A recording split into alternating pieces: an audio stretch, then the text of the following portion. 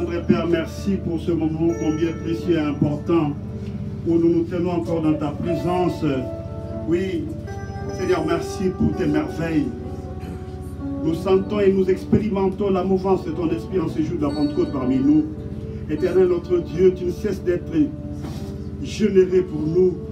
Ce matin, Seigneur, chaque enfant va expérimenter encore combien tu es bon, combien tu es aimable et tu es amour. Nous nous abandonnons entre tes mains, Seigneur. Déverse en nous tes paroles, que nous soyons les canaux au travers lesquels tu vas toucher ton peuple de partout. Seigneur, merci. Que la gloire te soit rendue au nom de Jésus-Christ. Amen. Amen. Mettez-vous.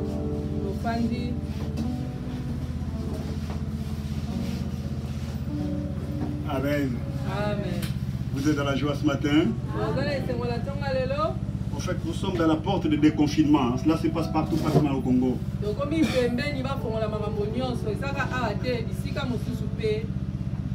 Et tout le monde s'attendait que c'était aujourd'hui qu'on allait déconfiner.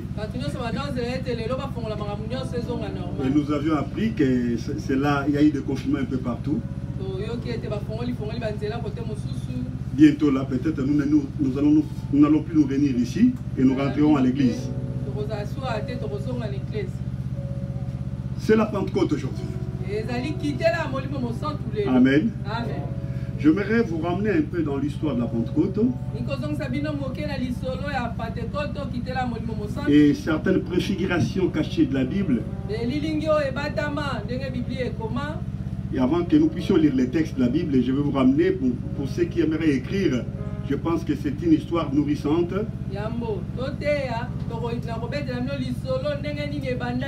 qui va solidifier votre foi.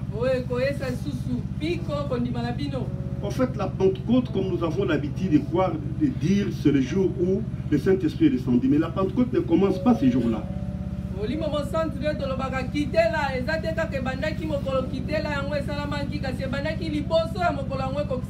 Amen. Amen. Le jour où le Saint-Esprit est descendu, c'était la Pentecôte après Jésus-Christ. Donc la Pentecôte liée à la promesse de Jésus-Christ.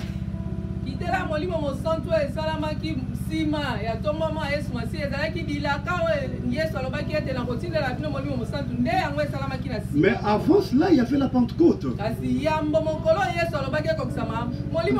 50 jours après la Pâque.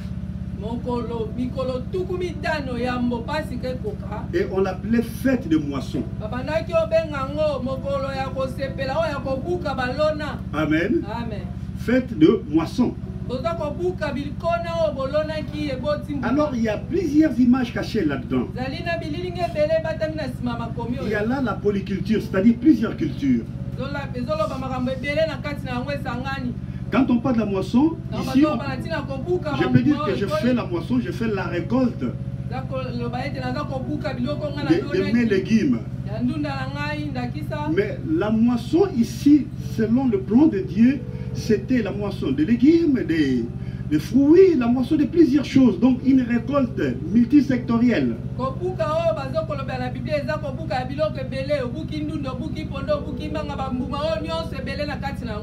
Amen. C'est-à-dire que Dieu aussi s'attend à une récolte multisectorielle chez nous. C'est ce qu'on va étudier aujourd'hui. Nous avons toujours parlé de la Pentecôte de plusieurs manières, mais aujourd'hui nous voulons encore creuser un peu. Alors qu'est-ce qui s'est passé à l'époque? Le souverain sacrificateur prenait les gerbes des récoltes,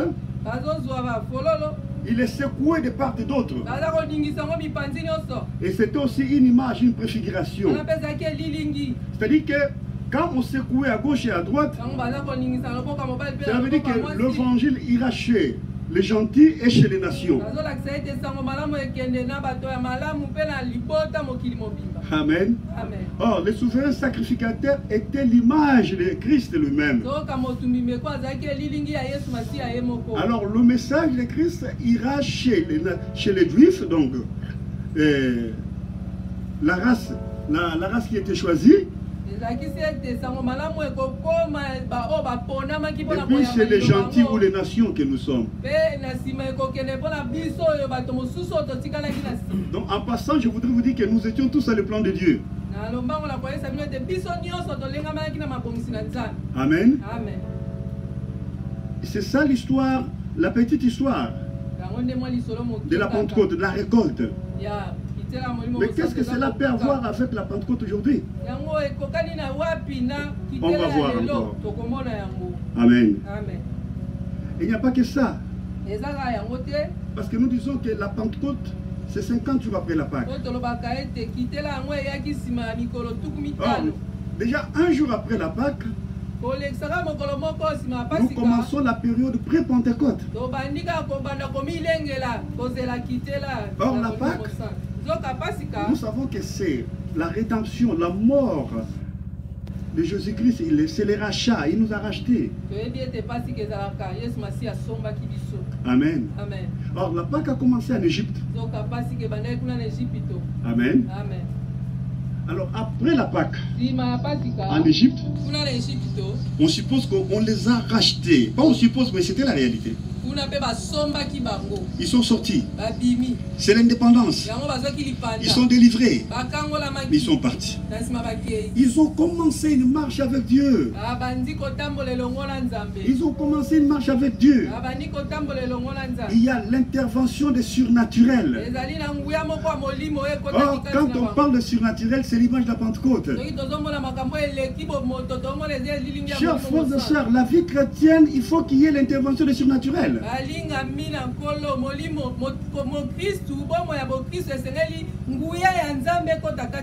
Comment allez-vous expliquer que la mer était fondue?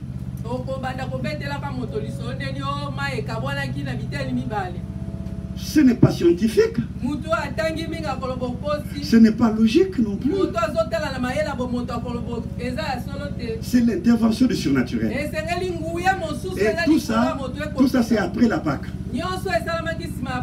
Tout chrétien qui ne vit pas le surnaturel de Dieu après la Pâque, après sa rédemption, il est loin d'être chrétien.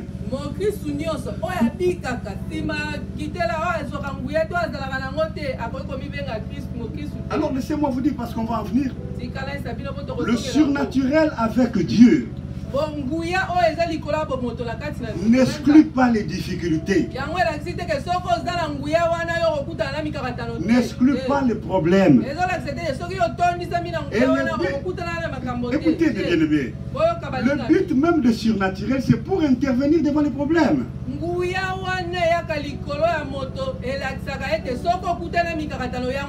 C'est ça aussi le but du Saint-Esprit. Amen. Vous savez, quand ils ont traversé miraculeusement la mer Rouge, et ils ont rencontré ceux qui n'étaient pas dans la promesse. L'eau de Mara. L'eau amère, Mara, amère. Bololo. Amen. Ils ont rencontré l'eau de Mara pendant qu'ils avaient soif. Laissez-moi vous dire, Jésus est mort pour vous. Vous avez le Saint-Esprit. Et vous pouvez rencontrer l'eau de Mara. L'eau de Mara, c'est quoi? Les personnes amères dans la vie, vous pouvez les rencontrer. Les activités amères, les circonstances amères de la vie, vous pouvez les rencontrer. Amen. C'est pourquoi si vous êtes dessus, prenez le dessus. Non. Si vous êtes dessus dans la vie, dans une déception, prenez le dessus. Vous comprenez un peu cette tautologie? Si vous êtes dessus, prenez le dessus. Amen. C'est ça l'intervention du surnaturel. Ils ont rencontré l'eau de Mara. L'eau amère. Mais ils ont pris la croix. Donc ils ont pris un bois qui était le symbole de la croix. Ils ont mis sur l'eau de Mara. Et l'eau était purifiée. Donc c'est l'intervention des surnaturels qui pouvait révéler de telles choses. Après la Pentecôte, Nous devons vivre l'intervention du surnaturel. Après la Pâque, pardon.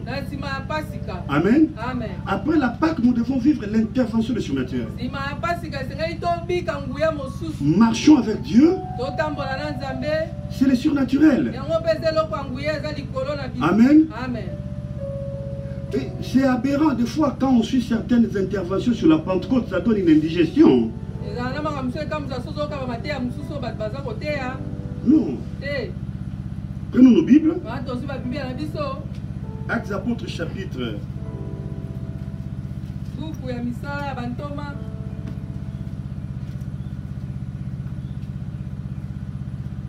À partir du premier verset, chapitre 2. Le jour de la Pentecôte, ils étaient tous ensemble dans le même lieu.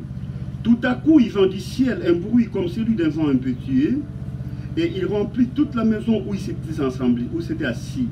Des langues semblables à de langues de feu leur fit apparu, séparées les unes des autres, et se posèrent sur chacun d'eux.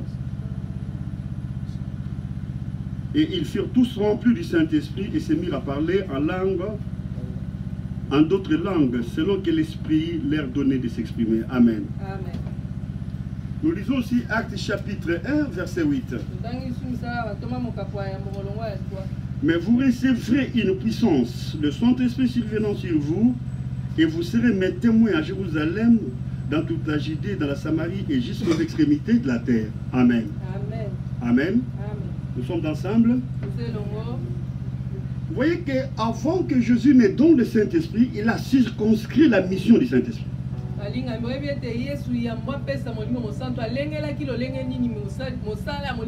Je pense que ma mission ce matin, c'est de menacer et de réduire la confusion. Le Saint-Esprit n'est pas une puissance. Non.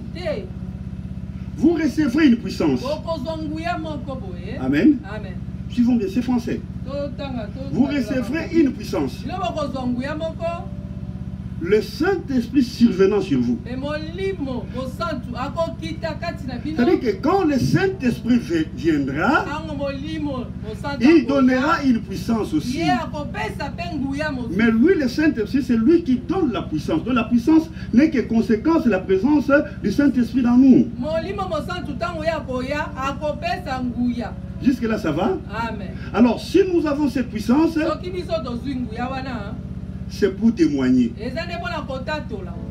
Voilà la mission, la cause, mais même de cette puissance. C'est pour témoigner. Alors vous comprendrez maintenant dans le contexte ici, dans le langage de Jésus, il n'a pas dit tu recevras une puissance. Vous, il parle de l'ensemble. Il parle d'une communauté. Il parle de plusieurs personnes. Vous recevrez une puissance. Alors si nous revenons dans les livres des Actes au chapitre 2, la Bible dit, le jour de la Pentecôte, ils étaient ensemble. Ils étaient unis. Chers frères et sœurs, si tu as le Saint-Esprit et que tu détruis l'unité, c'est que tu n'as pas le Saint-Esprit. Non. Chers frères et sœurs, vous pouvez parler en langue parce qu'aujourd'hui, quand je vois plusieurs pentecôtistes dans le monde, et ils ont lié seulement le Saint-Esprit avec le parler en langue. Mais le principe primaire pour lequel, ou avant que le Saint-Esprit ne descende, on n'en parle pas, ça c'est dangereux.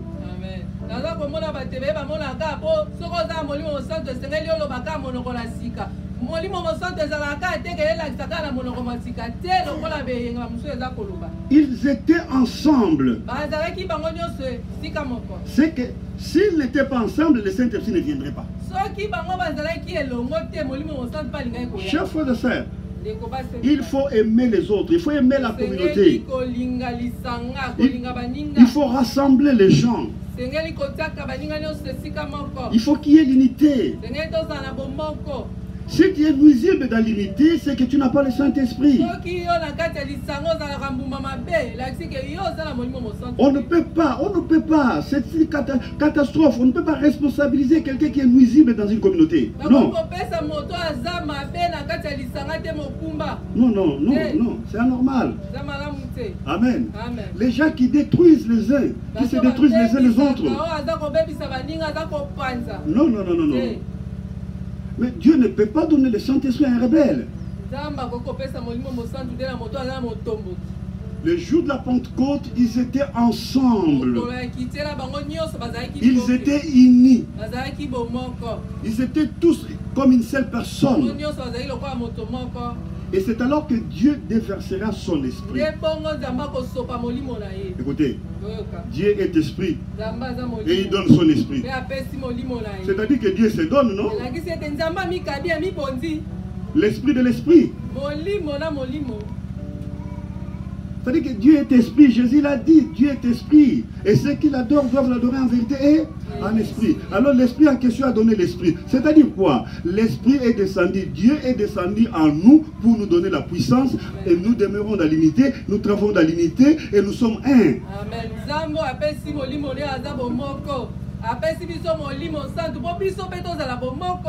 Amen. Amen. Alors nous avons eu le Saint-Esprit. C'est pour en faire quoi?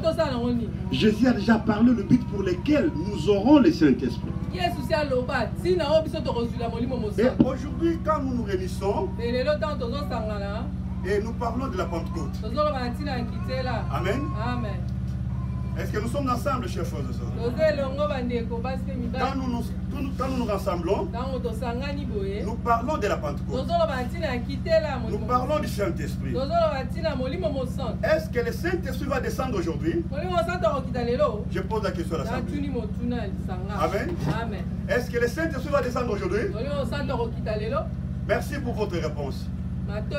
Mais je voudrais rectifier quelque part. Le Saint-Esprit est déjà descendu le jour de la Pentecôte de l'an 33. Amen.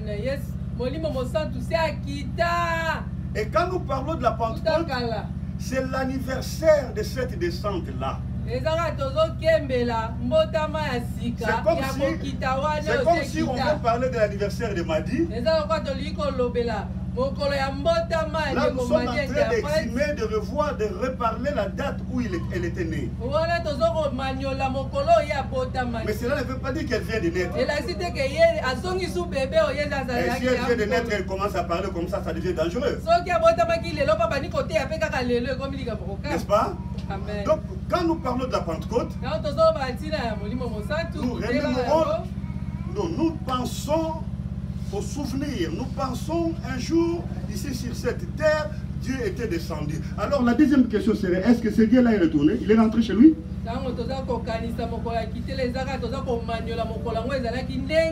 Est-ce que le Saint-Esprit est rentré?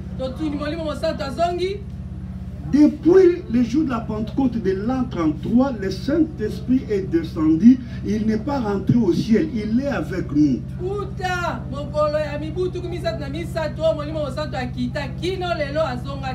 Nous sommes ensemble. Amen. On évolue bien, n'est-ce pas? Amen. Gloire à Dieu. Amen. Donc le Saint-Esprit est descendu. Tout ce que nous faisons ici, quand nous parlons de la Pentecôte, nous exhumons ces souvenirs. Amen. Amen. Mais alors, le vrai problème, est-ce que c'est le parler en langue d'abord? Comprendre la mission qui a été confiée à l'Église quand le Saint-Esprit viendra.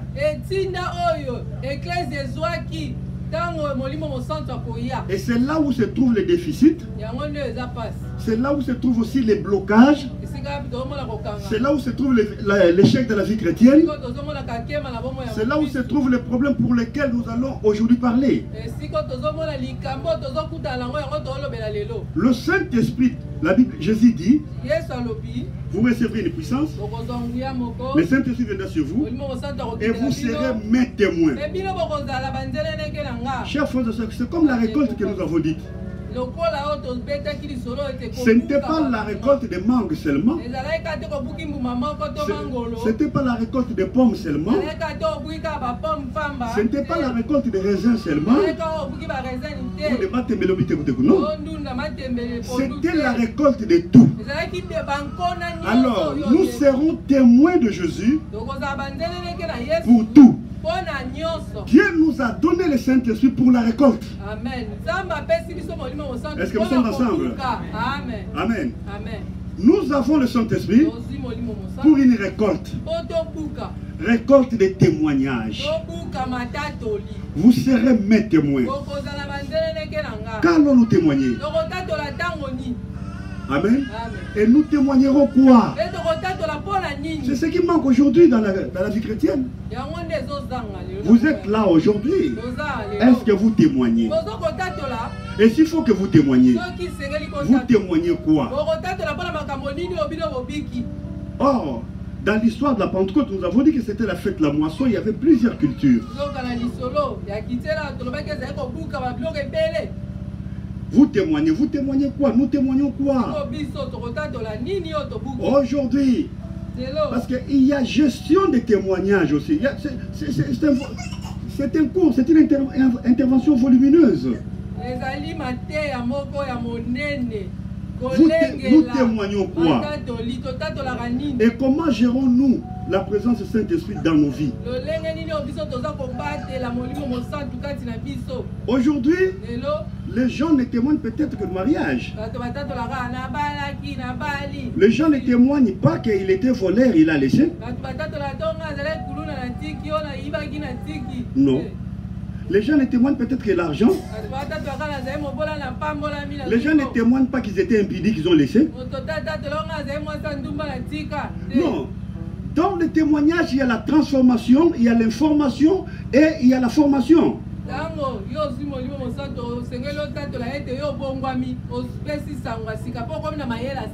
Pourquoi nous ne pouvons pas témoigner la transformation que Dieu a faite dans nos vies par le Saint-Esprit? Qui étions-nous autrefois? Qui étions-nous autrefois avant Jésus-Christ? Est-ce que nous pouvons témoigner cette transformation? Vous serez mes témoins. Mais témoignons la transformation que Dieu a faite en nous. Amen. Et témoignons aussi la formation que Dieu nous a donnée. Amen. Et témoignons aussi l'information que Dieu nous a donnée. Les gens doivent être informés alors de quoi? Que Jésus va revenir. C'est une information. Et qui va donner cette information? C'est la personne qui a le Saint-Esprit. Les gens vont mourir aujourd'hui parce qu'il y aura un enlèvement, l'église va partir, mais ceux qui vont mourir, ceux qui resteront sans le Saint-Esprit qui vont mourir, ce sont ces gens-là pour qui nous rendrons compte aussi. Parce que nous n'avons pas amené notre information chez eux. Nous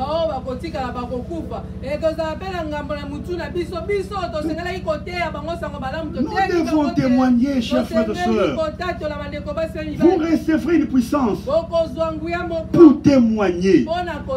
Ce qui est aberrant aujourd'hui, même dans les églises, certaines personnes ont peur de témoigner ce que Dieu a fait, c'est comment Dieu a béni, comment Dieu a intervenu, et ils disent non, non, on risque de me bloquer. C'est anormal. C'est qu'ils n'agissent pas par rapport à la puissance du Saint-Esprit.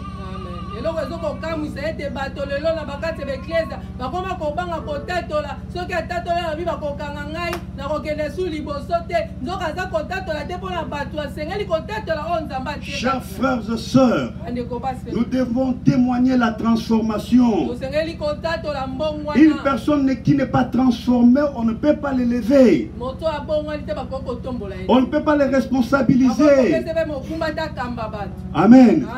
La transformation, c'est la condition sine qua non, une condition où on ne peut pas, au-delà duquel ou en dehors d'elle, il n'y a pas de solution. La transformation est la base de la présence du Saint-Esprit dans nos vies.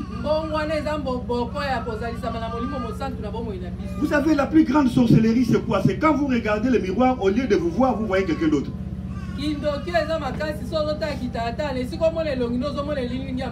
C'est-à-dire quoi? Si vous avez le Saint-Esprit, vous devez vous voir vous-même, vos erreurs, vos comportements, vos échecs, ce que vous devez changer dans votre vie.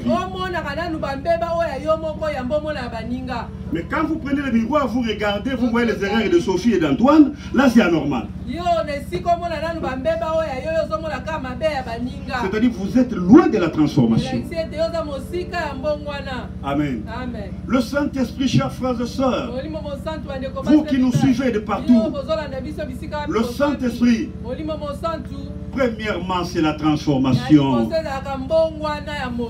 Le parler en langue n'est qu'une conséquence. C'est la transformation d'abord. Je risque de vous choquer, vous qui me regardez. Vous savez que Jésus n'a pas parlé en langue.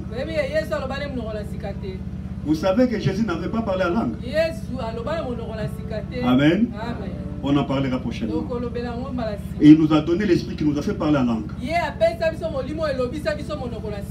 Amen. La transformation, chers frères et sœurs.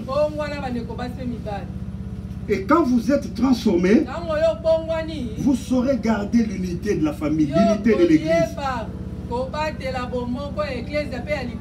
Vous saurez garder la communauté, vous saurez garder la famille, vous saurez garder le pays. Il y a des gens, des fois, qui se bousculent pour accéder à une certaine responsabilité dans la famille, à l'église, au pays, dans la société, mais peut-être pour les désirs négatifs, pour peut-être s'enrichir personnellement. Il n'y a pas assez de gens qui viennent pour donner la transformation. Parce que lui-même n'est pas transformé. On fait de vous bourgmestre de la commune là où nous sommes. On fait de vous gouverneur de la ville. Mais vous venez avec l'idée de piller. Parce que vous n'êtes pas transformé, vous n'allez pas non plus transformer la ville. Amen.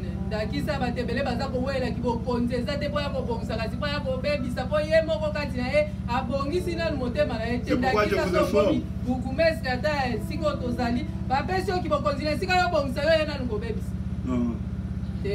Quand nous serons au ciel, vous verrez comment Dieu a transformé le ciel. Vous n'aurez pas envie de revenir ici. Amen. La transformation. Et puis la formation. Chers frères et sœurs, il y a des gens qui n'aiment pas être encadrés. Ils sont orgueilleux, égotiques. Vous savez, Dieu a pris la forme humaine. Il est venu. Il était au milieu des gens. Il était assis aussi. Il suivait aussi. Amen. Vous qui n'êtes pas Dieu, vous ne voulez pas des fois vous asseoir pour qu'on vous enseigne. C'est comme si on vous a fait asseoir sur une chaise épineuse. C'est-à-dire que vous n'êtes pas la personne sur qui on peut déposer des responsabilités. Parce que vous n'êtes pas El Shaddai, vous n'êtes pas suffisant vous-même. Il y a des domaines que vous ne maîtrisez pas. Il y a des choses que vous ne connaissez pas. On doit vous enseigner, on doit m'enseigner.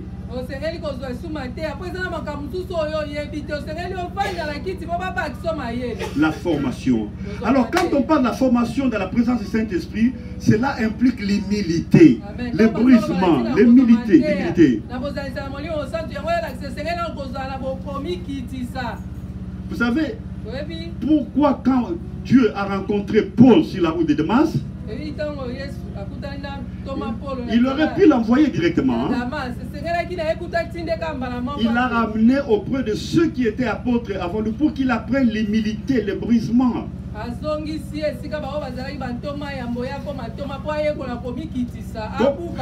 Comprenez bien le texte de Paul.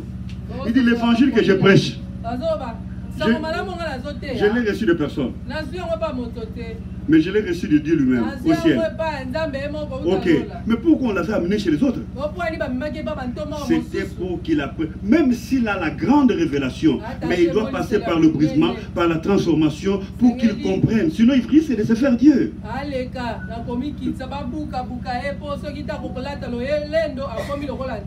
Amen.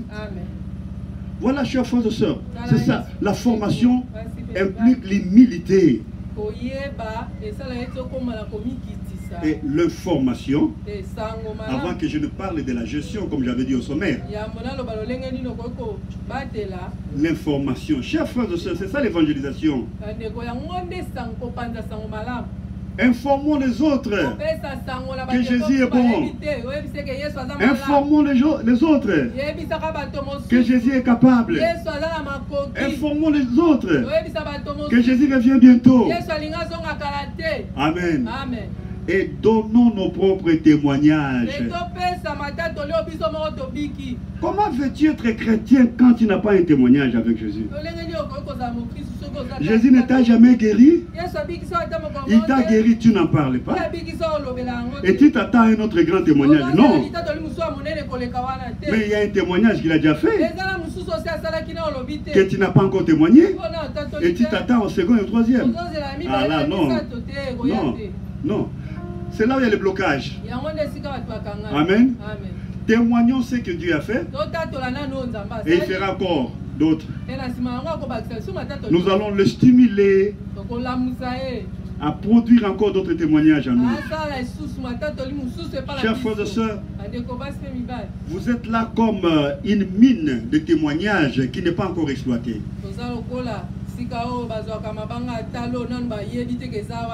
En vous, il y a plusieurs témoignages que les gens, en entendant cela, ils peuvent se convertir.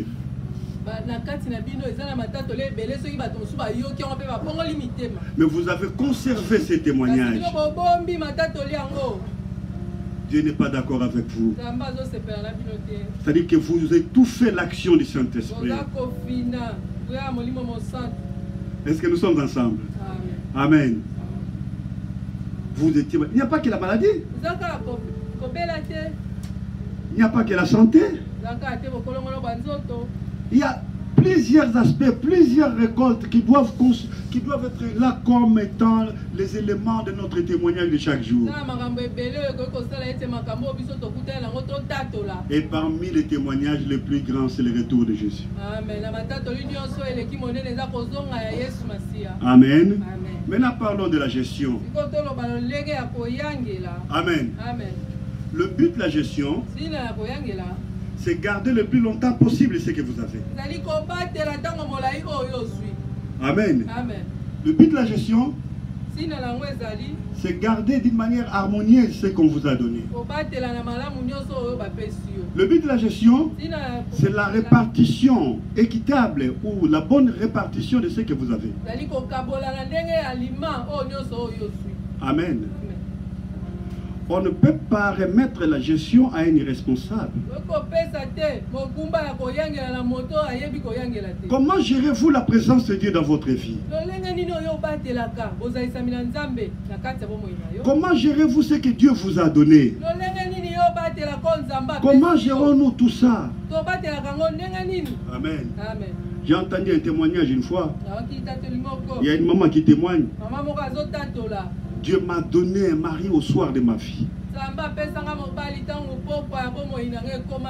Mais il faut voir comment cette même maman qui a témoigné que Dieu lui avait donné un mari, il faut voir la façon qu'elle gueulait ce mari en question.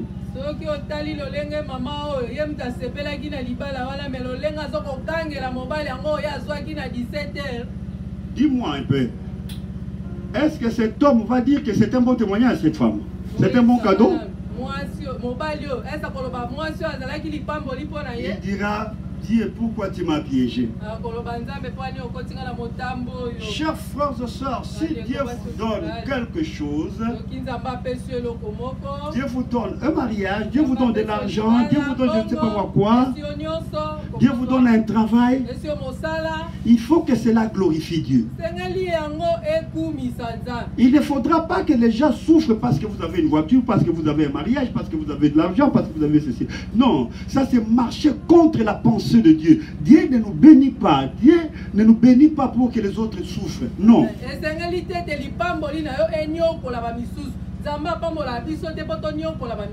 Le Saint-Esprit produit en nous beaucoup de témoignages. Le Saint-Esprit amène dans nos vies beaucoup de ces réalisations. Mais comment exposons-nous les réalisations de Dieu? Comment transmettons-nous ce que Dieu nous a donné? Comment gérons-nous ce que Dieu a fait dans nos vies?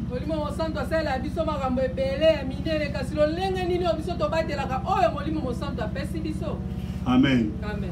Il y a un autre qui dit, le jour que Dieu me donnera de l'argent, on verra. On va me sentir. Mais Dieu ne donnera plus. Dieu ne donnera pas. Tu risques de devenir une pierre d'achoppement pour les autres. Gérons bien ce que Dieu nous donne.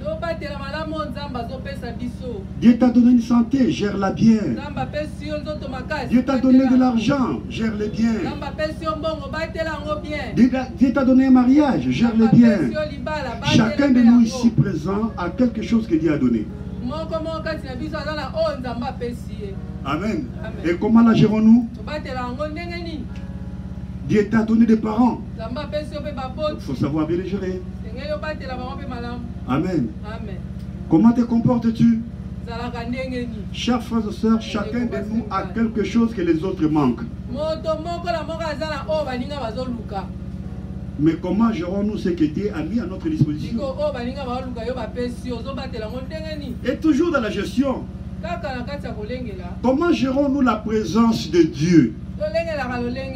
Vous savez, Jésus était rempli du Saint-Esprit et il était tout le temps dans la présence de Dieu. Et nous avons aussi le Saint-Esprit. Et nous sommes régulièrement aussi dans la présence de Dieu.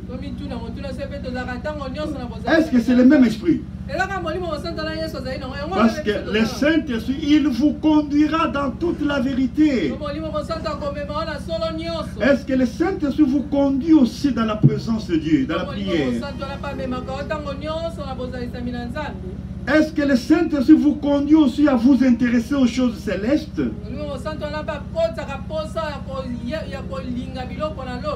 Ne confondons pas les choses. Vous risquez d'avoir l'esprit de votre famille et vous appelez Saint-Esprit. Ah ça non, hein?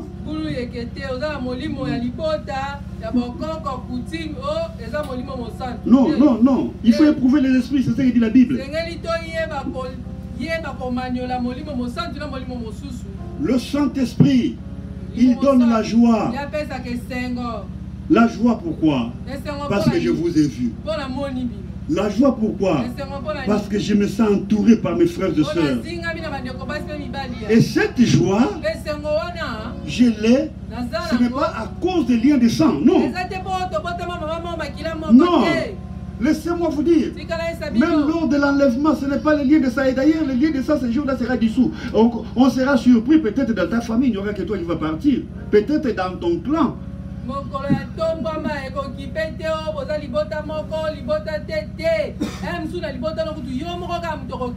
Laisse-moi te dire, le Saint-Esprit provoque ou produit un lien entre nous. C'est le lien d'amour. Et ces liens-là, nous devons les gérer. Savoir gérer les liens que nous avons dans la communauté, c'est aussi notre gestion.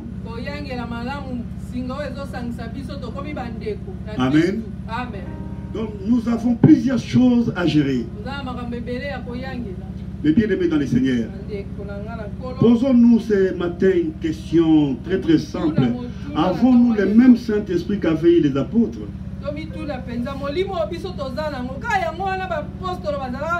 Alors si c'est le même esprit, que faisons-nous?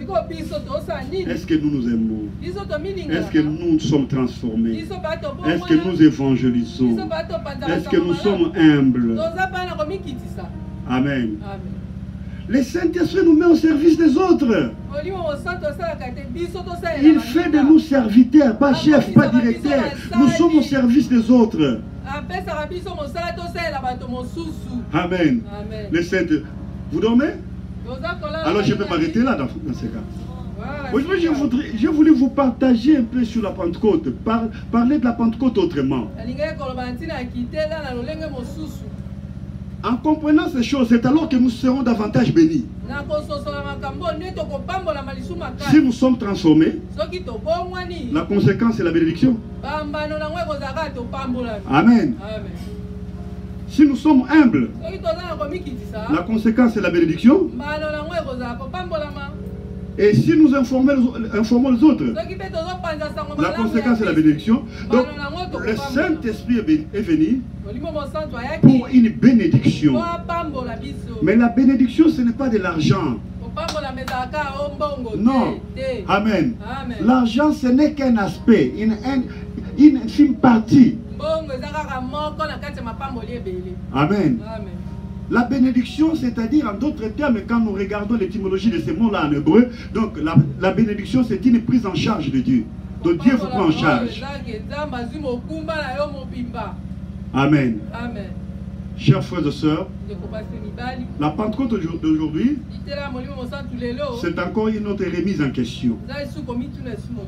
Je voudrais vous informer, les grandes bénédictions sont là devant nous. Le succès de Dieu est disponible devant nous. Les bienfaits de Dieu sont là. Mais vivons la vraie Pentecôte. Soyons les personnes remplies du Saint-Esprit. Même s'il y a les maras devant nous, faisons appel à la prière, à Dieu par la prière, parce que nous avons le Saint-Esprit.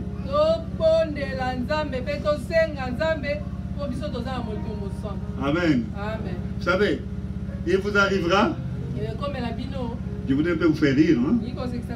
Il vous arrivera que vous achetez les habits, la nourriture, vous l'offrez à quelqu'un, et après, la même personne se retourne contre vous et commence à vous critiquer. Mais ne pleurez pas, c'est marre.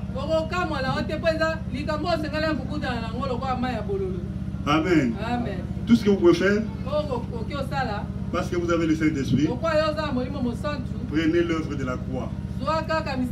Mettez au-dessus. C'est pourquoi j'avais dit, si vous êtes dessus, prenez le dessus.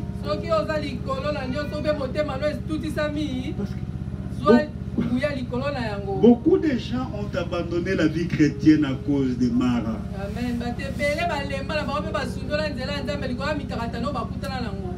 À cause des choses amères qu'ils ont rencontrées. Or, vous avez le surnaturel, le Saint-Esprit. Et le Saint-Esprit, la Bible dit, il nous conduira. Il nous conduira. Amen. Amen. Est-ce que quelqu'un a compris? Quelqu'un a compris? Amen. Est-ce que quelqu'un est béni ce matin? Gloire à Dieu. Nous allons nous tenir debout. Nous allons prier avec ceux qui nous suivent aussi. Oui, le Saint-Esprit. C'est la transformation. C'est la formation. C'est l'information. Amen. Amen.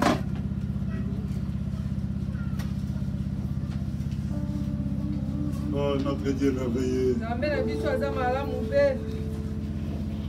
Après les cantiques, après les chants, je donnerai une requête. Je la donne d'ailleurs.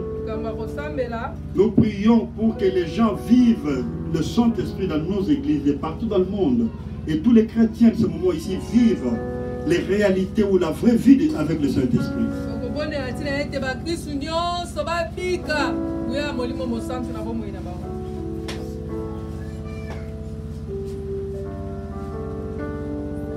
Oui, Seigneur, merci.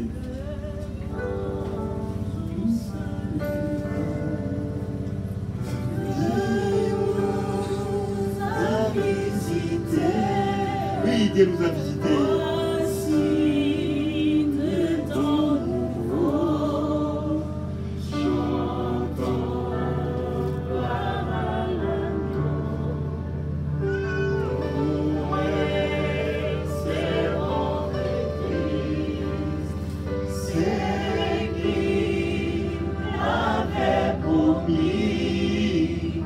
Le Saint-Esprit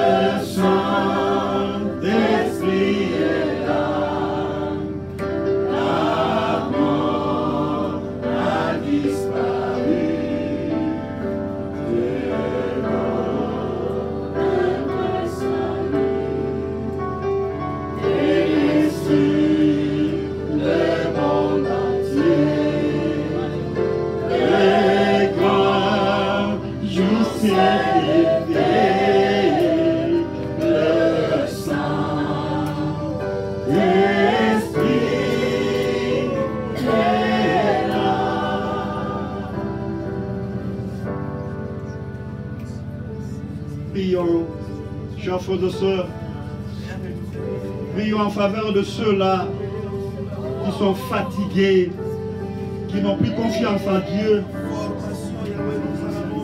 Ceux-là qui rencontrent aujourd'hui les maras. Tout est devenu amer dans leur vie. Prions à leur faveur. Oui, notre Dieu, notre Père, nous voici encore ce matin dans ta présence. Nous implorons ta miséricorde. Nous te prions de bien vouloir intervenir dans la vie de nos frères et sœurs de partout. Oui, ceux dont la foi est fatiguée, ils se demandent pourquoi ils étaient devenus chrétiens. Seigneur, fortifie-les, déterre-les de là où le diable les avait enterrés, Seigneur. Fortifie-les, qu'ils redeviennent utiles comme autrefois. Je te prie, ô notre Dieu. Je fais recours à ta promesse qui stipule que tout ce que moi je vais demander en priant, je l'aurai.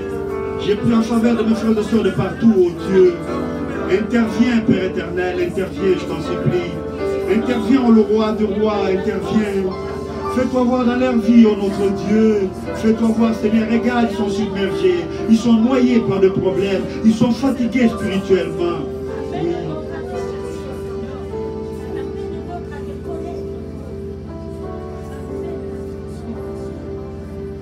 Nous prierons aussi en faveur de ceux-là qui autrefois expérimentaient les grâces de Dieu, le don spirituel, mais aujourd'hui ils sont désorientés. Parmi eux, il y en a qui ont perdu les dons spirituels. Il est vrai que Dieu ne se répand pas de ces dons, c'est-à-dire qu'ils se sont complètement refroidis. Il y a d'autres par contre, nous ne savons pas, ils ont perdu la foi, ils sont devenus des charlatans. Nous allons prier en leur faveur afin qu'ils reviennent sur les rails, ils reviennent à Dieu. Laissez-moi vous dire, quelqu'un qui a toujours cette flamme de Saint-Esprit reviendra à Dieu. Dieu dit, revenez à moi. Oui, je pense que c'est nos prières qui peuvent faire quelque chose pour qu'ils reviennent à Dieu. Prions à leur faveur, prions, prions. Notre Père, notre Dieu, oh, nous voici dans ta présence. Nous prions en faveur de nos bien-aimés qui ont perdu l'espoir, qui ont perdu les talents qu'ils avaient autrefois. Nous prions, Seigneur notre Dieu, pour que tu puisses leur redonner cette joie de te servir, cette foi, cette flamme qui autrefois faisait qu'on découvre que c'est un enfant de Dieu. Seigneur notre Dieu, il n'y a que toi qui peux faire ça. C'est toi qui les avais soutirés de l'abîme. C'est toi qui les avais aimés. Je pense qu'au Dieu, ton amour ne refroidira jamais. Voilà pourquoi, Père éternel, ce matin, j'implore ta miséricorde. J'implore ton amour, Seigneur Jésus, interviens. Interviens, ô roi, interviens. Interviens, Seigneur notre Dieu. Agis en faveur de nos bien-aimés, Seigneur. Ils ont perdu beaucoup de grâces. Oui, ils prêchaient, ils gagnaient des âmes. Ils évangélisaient. Ils témoignaient la transformation. Aujourd'hui, ils ne les font plus. Père éternel, accorde tes faveurs, Seigneur, qu'ils soient récupérés, qu'ils redeviennent utiles, comme autrefois ce fut le cas avec Onésime. Oui, nos bien-aimés vont encore nous conduire dans un autre cantique. Après ces cantiques, nous prierons pour ceux-là qui, aujourd'hui, vous savez, il n'y a pas que notre pays. Le monde entier est en train de traverser une période de turbulence terrible. Il y a des sociétés qui vont fermer parce que l'économie aujourd'hui est effondrée. Les sociétés vont fermer. Il y a de ceux-là qui, pendant cette période de confinement, n'ont plus rien à manger. Nous allons les soutenir dans nos prières. Il y a de ceux-là qui risquent même de devenir sorciers. C'est-à-dire quoi? Ils risquent de croire que celui-là a mangé, moi je n'ai pas mangé. Alors ils vont développer l'amertume. Mais nous allons prier pour que Dieu intervienne. Dieu intervienne, c'est les maras. Nous allons prendre le dessus des maras. Nous allons changer des choses. Que Dieu fasse sa miséricorde. Que Dieu intervienne. Vous savez, laissez-moi vous dire en passant que Adam n'a pas travaillé dans une société. mais il était travailleur. Il travaillait chez Dieu. C'est-à-dire que la créativité, Dieu peut réveiller en vous cet esprit d'innovation, cet esprit de créativité, afin que vous ne soyez pas chômeurs comme tous les autres, mais en vous, Dieu enfuit des grandes richesses. Nous allons demander à Dieu, pendant cette période d'économie faible, pendant cette période de turbulence, que Dieu suscite les solutions. Prions. Prions.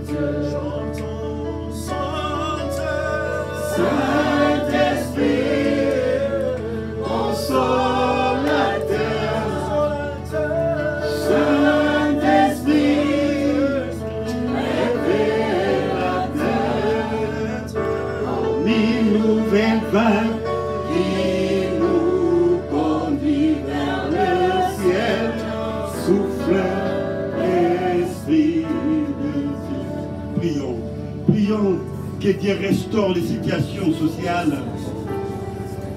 Chers frères et sœurs, prions. Il est le restaurateur. La situation socio-économique du moment est trop précaire. Prions que Dieu restaure.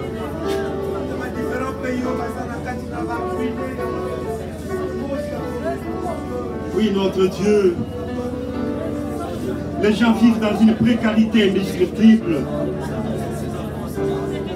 Nous demandons tes faveurs, notre Dieu. Il y a ceux-là qui ne trouvent pas à manger. D'autres, par contre, Seigneur, deviennent méchants parce que leurs frères ont mangé. Et des fois, ils n'ont rien mangé de spécial. Mais ils ont développé l'amertume. Je te prie, oh Dieu, d'intervenir, de donner cet esprit d'innovation, de créativité. Nous avons vu tout au long de cette intervention que l'esprit de la Pentecôte au départ, c'était le travail. Le Pentecôte, c'est le travail, Avoda. C'est le travail, lequel travail amène tout le monde à faire quelque chose. Seigneur, merci. Merci. Je crois que tes enfants deviendront extrêmement utiles. Ils deviendront nos employeurs. Oui, ils sauront investir. Je crois aussi que tes enfants, partout, même ceux-là qui nous suivent, ils deviendront utiles. Ils ne vont plus regarder chez leur patron, mais ils vont regarder à toi, le patron qui ne se fatigue pas. Le patron qui n'a jamais connu de faillite, pardon. C'est toi notre Dieu. Il n'y a pas de déficit dans ton économie. Il n'y a pas de faillite dans tes activités. C'est pourquoi notre Père, nous recourons à toi, afin que tu puisses susciter cet esprit d'innovation, de créativité, pour que tes enfants deviennent extrêmement importants, utiles. Ils ne sont pas venus accompagner les gens sur cette terre, mais ils sont venus travailler avec toi.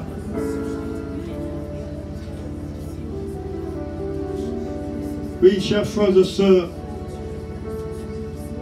vous qui êtes venus ici, si parmi vous il y a quelqu'un qui souffre ou il est malade, je ne sais laquelle, nous prierons pour que Dieu les guérisse. Et nous prierons aussi en faveur de nos bien-aimés qui nous suivent, ceux-là qui sont malades ou ceux qui vont suivre notre prière, que Dieu les touche, que Dieu les guérisse, que Dieu se manifeste dans leur vie. Laissez-moi vous dire, la main de Dieu n'est pas courte. La main de Dieu traverse les continents. Et l'univers tout entier ne représente pas grand-chose entre les mains de Dieu. Si vous lisez la Bible, tout est sur sa paume de main. Et Dieu est comment? C'est comme si vous prenez l'orange, vous le mettez sur votre paume de main, la main gauche, et vous prenez la main droite, les doigts. Pas seulement la main droite, mais les doigts seulement. Les doigts de la main droite. Ces doigts-là peuvent contrôler tout l'orange qui est sur la main gauche. Et c'est pareil avec Dieu. il prend l'univers tout entier, il le dépose sur sa main gauche. Il prend son doigt, il intervient partout. Alors il peut intervenir dans ton corps, il peut intervenir là où tu es, même là où les gens ont le désespoir, Dieu peut intervenir. Alors élevons nos mains, prions en faveur de tous ceux-là qui sont malades, que Dieu intervienne. Si tu es ici, tu es malade, je voudrais te dire de croire, parce que Dieu est là, il est capable, il va te toucher. Il y a une personne parmi nous qui souffre de ses oreilles. À l'heure où je te parle, le Seigneur te guérit. Il y a une personne qui est ici, il a des problèmes avec sa jambe gauche. À l'heure où je te parle, le Seigneur te touche. Il y a une personne qui a des problèmes avec son bas-ventre. À l'heure où nous parlons, le Seigneur te touche. Il est là, il est venu fortifier une personne parmi nous. Toi qui t'es lamenté à cause de ta santé, à l'heure où je parle, le Seigneur te restaure. Vous qui nous suivez, je vous déclare guéri. La main de Dieu est là. Prions, prions, prions.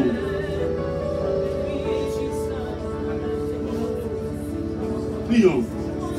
Seigneur notre Dieu, toi tu fais les choses que l'homme ne peut pas faire. Oui, même à distance, je me souviens, tu as dit au centenier, va, ton serviteur est guéri. Et quand il est rentré chez lui, il a trouvé son serviteur était guéri. C'est pourquoi, Père éternel, ce matin, je prie en faveur de nos bien-aimés qui sont loin de nous, même ceux qui n'ont pas suivi la prédication et qui vont suivre par après, Seigneur. S'ils sont malades, qu'ils soient guéris. Je les déclare guéris par la puissance du Saint-Esprit et au nom de Jésus-Christ. Oui, Seigneur, quel que soit le lieu, quelle que soit la maladie, je les déclare guéris par la puissance du nom de Jésus-Christ. Oui, Jésus, merci. Merci pour tes bienfaits. Merci, Seigneur. Je crois que tu es capable et tu resteras capable. Personne ne pourra diminuer ta puissance. Oui, Seigneur, quelle que soit la ruse, ta puissance ne sera jamais diminuée. C'est pourquoi, Père éternel, je déclare guéri tes enfants qui sont ici. Je déclare guéri tes enfants qui nous suivent. Je déclare guéri. Je déclare une intervention céleste en faveur de tous tes enfants, Seigneur. Oui, Seigneur, merci. Oui, nos bien-aimés vont nous conduire encore dans un cantique après lequel nous allons encore prier en faveur. Écoutez, est-ce que nous croyons que Dieu ne connaît pas les mots impossibles? Nous savons ça? Nous savons ça? Ok. Alors nous allons faire des prières parce que Dieu ne connaît pas l'impossible. Toute maladie incurable, Dieu ne connaît pas ça. Donc il rend l'incurable curable. Vous êtes d'accord avec moi? Amen. Gloire à Dieu. Toute situation impossible, Dieu les rend possible. Alors nous allons prier pour toutes les situations impossibles et incurables, que Dieu intervienne. Après les cantiques, nos bien-aimés vont nous conduire dans les cantiques.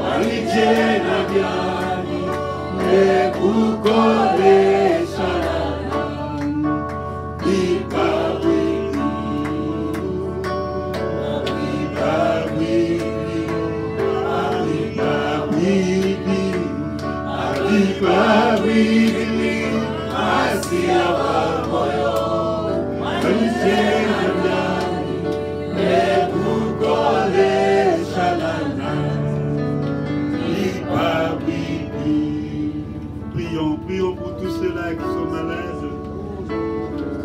Prions pour les femmes enceintes aussi. Prions pour tout ce qui est impossible devienne possible. Prions pour l'incurable devienne curable. Prions pour la main de Dieu agisse dans nos vies. Prions. Seigneur notre Dieu, dans ton vocabulaire, il n'y a pas l'incurable, il n'y a pas l'impossible.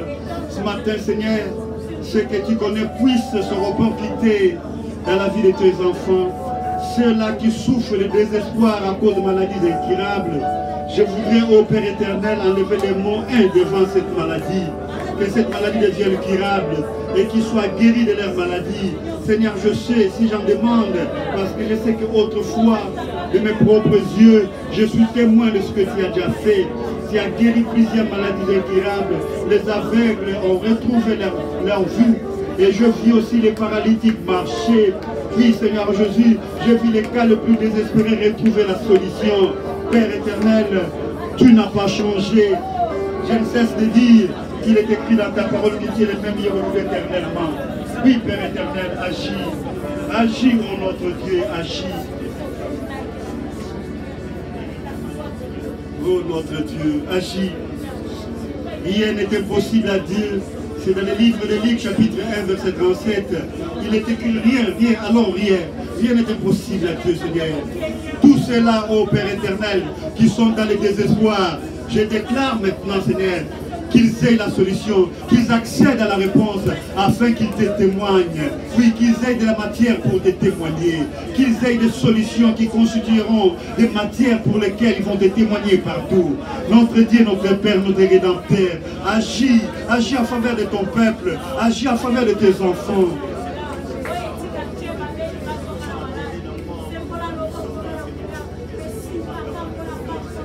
Jésus, merci.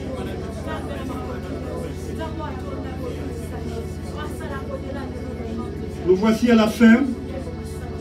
Je vais donner une requête, la toute dernière alors. D'autres requêtes si vous en avez. Après la prière ici, on pourra toujours intercéder. Amen. Je vois plusieurs personnes fatiguées. Levez-vous s'il vous plaît. Vous êtes des intercesseurs, n'est-ce pas? Oui. Nous allons prier pour notre pays. Que notre pays devienne stable. Que notre pays soit béni. Que notre pays soit prospère. Il ne faudra pas envier d'autres pays. C'est un péché, l'envie. Alors nous allons demander à Dieu de donner à notre pays les personnes utiles. Peu importe les fonctions. Même celui qui va diriger la rue soit une personne qui va aimer le pays, qui va travailler pour l'intérêt de la nation. Nous allons prier pour notre pays et nous allons stopper au même moment cette maladie de Corona. Et nous avions prié, vous allez vous souvenir au début quand la maladie était, quand on nous avait annoncé l'état d'urgence, nous avions prié pour que cette maladie n'ait pas l'impact. Et aujourd'hui, nous tous nous témoignons. Et certaines langues même disent qu'il n'y en a même pas. Et quand vous suivez les télévisions, certaines personnes disent qu'on commence même à créer ce genre de maladies. Parce qu'il n'y en a pas. Et Dieu nous a exaucés. Aucun de vous ne sera attrapé, mais n'attrapera cette maladie. Aucun de vous. Aucun de vous n'attrapera cette maladie. La Bible dit, si vous demandez quelque chose, croyez que vous l'avez reçu et vous le verrez s'accomplir. Et moi je crois, parmi vous, aucun de vous ne sera atteint de cette maladie. Parce que Dieu a besoin de vous. La route est encore longue. Le chemin est très long pour vous. Nous prierons pour que Dieu stoppe cette maladie dans le monde. Ceux de notre au Congo qui en ont contracté, s'il y en a, nous dirons à Dieu de les stopper. Ceux qui sont à l'extérieur, pas seulement les Congolais, l'Église de Dieu, que l'Église cesse de pleurer, que tous les chrétiens redeviennent normaux. Et ceux qui sont fragilisés par la maladie redeviennent normaux. Et tous ceux qui nous suivent, je vous déclare bénis. Prions.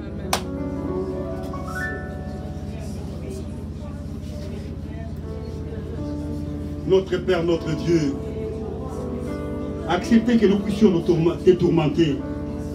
Ce matin, Seigneur, nous venons encore à toi te tourmenter. Ce Congo, ce pays que tu nous as donné, nous n'avons que ça comme pays. Mais s'il est précaire socialement, Père éternel, où irons-nous encore? Nous te prions de stabiliser ces pays. Que ces pays redeviennent forts. Oui, autrefois, Seigneur, nous n'étions pas parmi les derniers. Nous étions de ceux-là qui pouvaient faire quand même la fierté de ces continents africains. Pourquoi pas aujourd'hui, Seigneur? Bénis notre pays. Bénis notre pays. Bénis notre pays, notre Dieu. Nous te prions également, Seigneur, de stopper cette maladie. Que nos frères sortent de partout, quel que soit le lieu où ils se retrouvent. S'ils sont malades, qu'ils soient guéris. Et Seigneur, j'annule cette maladie qui dérange le monde, cette coronavirus, qui soit détruit au nom de Jésus. Oui, le Congo sera sauvé. Oui, le Saint-Esprit.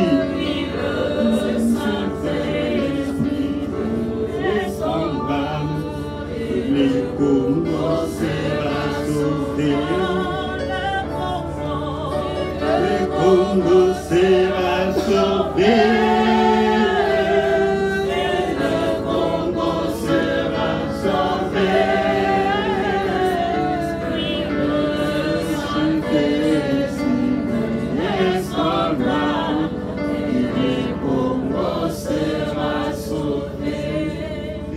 Aussi.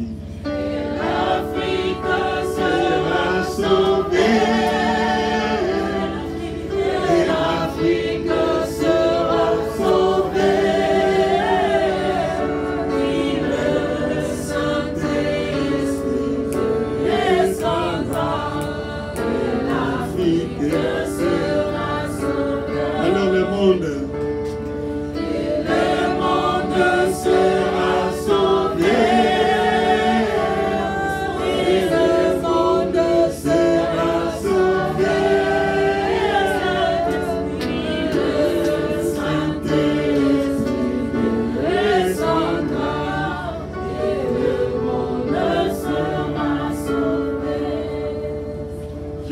Clôturer la prière. Souffrez que je prie dans ma langue. Nzambe abomo iliziba ekawukakate yo pesi biso bosomi yo memi biso na libula na yo tokomi ba kitani ya oyo yo bombaka nakati na bikeke olobaki ete obongisi yango pona babula mina yo lelo Nzambe na nzela liloba na yo tozwi libula oyo to héritage oyo tika ete bolamu na yo omokili akoki kopesa te epesamela bana oyo po ete ba oyo babengami lelo oyo babulami na yo nkolo yo bile liloba na yo ete ekokwea koto moko na loboko na mwasi koto zomi na loboko na mobali eloko moko ekokomela yo ezali te yango boye Nzambe tika ete liloba oyo elata nzoto na bomo ya bana oyo Nzambe solo biso toyebi kosenga te kasi yo yebi kopesa mbalaiki ope mbalanzike yo opesaka koleka bosenga na biso yango tongwa lelo oyo nkolo ata tosengi ndambo yo opesi mingi. Je voudrais te dire, Père, toi tu sais donner, tu donnes chaque fois au-delà de notre monde, tu es chaque fois présent, Seigneur, même quand nous ne savons pas prier, toi tu interviens. Et la Bible dit, le Saint-Esprit continue à intervenir dans nous, à prier à notre faveur par des soupirs inexprimables. Seigneur, ce matin, nous te recommandons, tes bien-aimés de partout, laisse qu'ils soient bénéficiaires de ton héritage, qu'ils soient bénis. Vous qui nous suivez de partout, soyez tous bénis. Soyez tous bénis. Et vous qui êtes ici, soyez tous bénis. Soyez tous bénis au nom de Jésus. Soyez tous bénis au nom de Jésus-Christ. Amen.